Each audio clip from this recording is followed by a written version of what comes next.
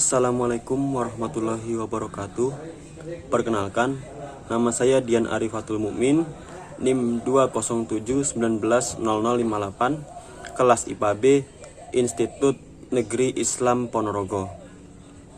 Kali ini saya akan membawakan materi yang berjudul pesawat sederhana dari kelas 5 SD atau MI. Pesawat sederhana. Untuk mempermudah dalam mengerjakan berbagai pekerjaan, kita dapat menggunakan peralatan. Misalnya, ketika ingin menimba air, kita bisa memanfaatkan katrol untuk menarik ember yang berisi air. Untuk membuka tutup botol, kita dapat menggunakan alat pembuka botol. Dan juga ketika memotong sesuatu, kita bisa menggunakan gunting atau pisau. Semua alat-alat itu disebut pesawat. Jadi, pesawat adalah alat-alat yang dapat memudahkan dan mempercepat pekerjaan manusia. Karena dari penggunaannya sederhana, maka dinamakan pesawat sederhana. Ada 4 jenis pesawat sederhana. Yang pertama, tuas atau pengungkit. Tuas atau pengungkit merupakan tuas yang paling sederhana. Contoh peralatan yang menggunakan prinsip kerja pengungkit antara lain gunting, pemotong kuku, timbangan, dan jungkat-jungkit. Pengungkit memiliki bagian-bagian, yaitu yang pertama titik tumpu, yaitu titik tempat batang ditumpu. Yang kedua, titik kuasa. Titik kuasa yaitu merupakan titik tempat diadakannya kuasa atau gaya. Selanjutnya, titik beban, yaitu titik tempat bekerjanya beban. Jenis tuas dibedakan menjadi 3 golongan. Yang pertama, pengungkit jenis pertama, yaitu titik tumpu terletak di antara titik beban dan titik kuasa. Contohnya tang, gunti, pemotong kuku, catut kuku, timbangan, dan jungkat-jungkit. Selanjutnya, jenis pengungkit jenis 2. Titik beban terletak di antara titik tumpu dan titik kuasa. Contohnya kereta sorong atau gerobak, pemecah kemiri, pembuka kaleng, dan pemotong kertas. Dan yang ketiga, pengungkit jenis 3. Titik kuasa terletak di antara titik tumpu dan titik beban. Contohnya sapu, sekop, pinset, dan stapler. Pesawat sederhana yang kedua yaitu bidang miring. Bidang miring merupakan letak permukaan-permukaan yang miring. Bidang miring digunakan untuk memudahkan pekerjaan kita. Misalnya, memindahkan kayu ke dalam truk.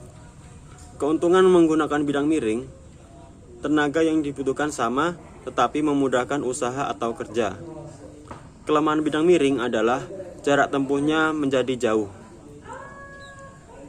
Prinsip bidang miring juga diterapkan pada jalan di daerah pegunungan yang dibuat berkelok-kelok. Kendaraan tidak cukup bertenaga untuk mendaki lereng yang curam. Kemiringan tanjakan akan lebih landai dengan adanya kelokan, sehingga dapat mengurangi tenaga yang diperlukan untuk mencapai ketinggian.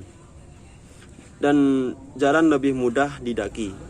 Contoh lain menggunakan prinsip kerja bidang miring, yaitu pisau, pahat, sekrup, paku, kapak, dan baut. Bagian tajam pada benda-benda tersebut merupakan bidang miring. Pesawat sederhana yang ketiga adalah katrol. Katrol merupakan sebuah roda kecil yang tepinya beraturan, dapat diputar pada porosnya. Satu rangkaian katrol adalah katrol bersama rantai atau troli. Prinsip pembuatan katrol pun berdasarkan pada pengungkitnya. Karena mempunyai titik tumpu, kuasa, dan beban, ada beberapa katrol yang kita kenal, yaitu katrol tetap, katrol bebas, katrol majemuk, dan katrol tetap. katrol rangkap maksud saya. Katrol tetap merupakan katrol yang tidak berubah posisinya saat memindahkan benda. Contohnya katrol sumur timba dan katrol pada tiang bendera. Katrol tetap prinsip kerjanya sama dengan pengukit jenis pertama, yaitu titik tumpu terletak di antara titik beban dan titik kuasa. Yang selanjutnya adalah katrol bebas. Katrol bebas merupakan katrol yang berubah posisinya saat memindahkan benda. Contohnya katrol pada alat pengangkatan peti kemas. Prinsip kerjanya sama dengan pengukit jenis kedua, yaitu titik beban terletak di antara titik tumpu dan titik kuasa. Yang ketiga adalah katrol rangkap.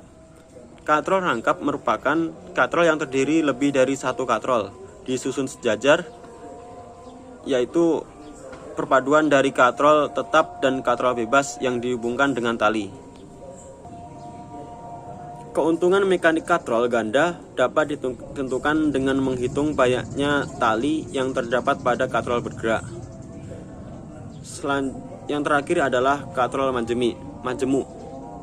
Katrol yang terdiri dari beberapa katrol dijadikan satu tali, yaitu katrol rangkap yang terdiri lebih dari satu katrol yang disusun sejajar.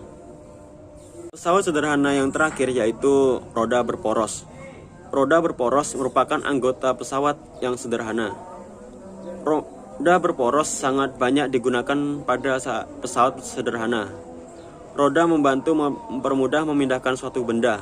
Contohnya gerobak, sepeda, mobil, mainan anak-anak, kereta api, dan sebagainya. Adapun prinsip kerja roda berporos yaitu semakin besar roda, gaya yang digunakan semakin kecil. Begitu juga sebaliknya. Semakin roda kecil, gaya yang diperlukan maka semakin besar. Sekian yang dapat saya sampaikan. Wassalamualaikum warahmatullahi wabarakatuh.